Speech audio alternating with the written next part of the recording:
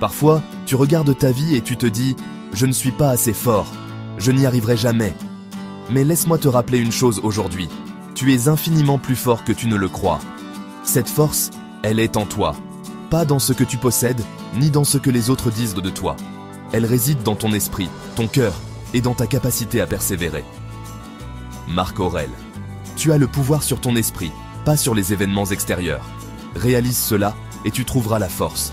Reste avec moi, parce que dans les prochaines minutes, je vais te montrer pourquoi tu es capable de surpasser toutes tes limites. Et je vais m'appuyer sur les enseignements de figures intemporelles comme Marc Aurèle, Jésus-Christ et bien d'autres. Quand Marc Aurèle parlait de la maîtrise de l'esprit, il nous rappelait une vérité fondamentale. La vraie force ne vient pas de ce que tu possèdes ou de ce que tu affrontes. Elle vient de ton interprétation de la vie, de ta capacité à contrôler tes pensées. Réfléchis à ça. Combien de fois as-tu cru que tu étais incapable, simplement parce que ton esprit te l'a dit?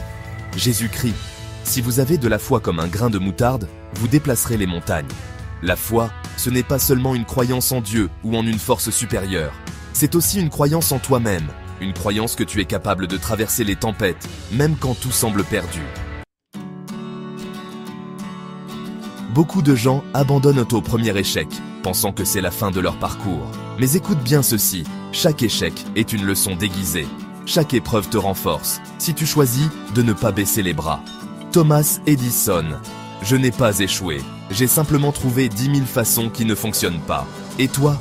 Est-ce que tu considères l'échec comme un mur infranchissable ou comme une simple marche à gravir? Jésus-Christ. Même Jésus, avant la résurrection, a traversé la souffrance ultime de la croix. Sa force, il l'a trouvée dans son acceptation de cette épreuve, car il savait que la victoire viendrait après la douleur. Être fort, ce n'est pas seulement se relever, c'est aussi continuer à avancer, jour après jour, même quand tu n'as plus envie. La discipline est la clé. Comme le disait Aristote, nous sommes ce que nous répétons. L'excellence, alors, n'est pas un acte, mais une habitude.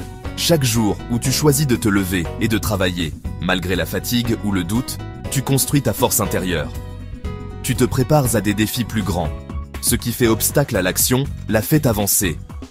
Ce qui se met en travers du chemin devient le chemin. Transforme chaque obstacle en opportunité. Chaque matin où tu te lèves, même fatigué, c'est une victoire. Chaque effort compte.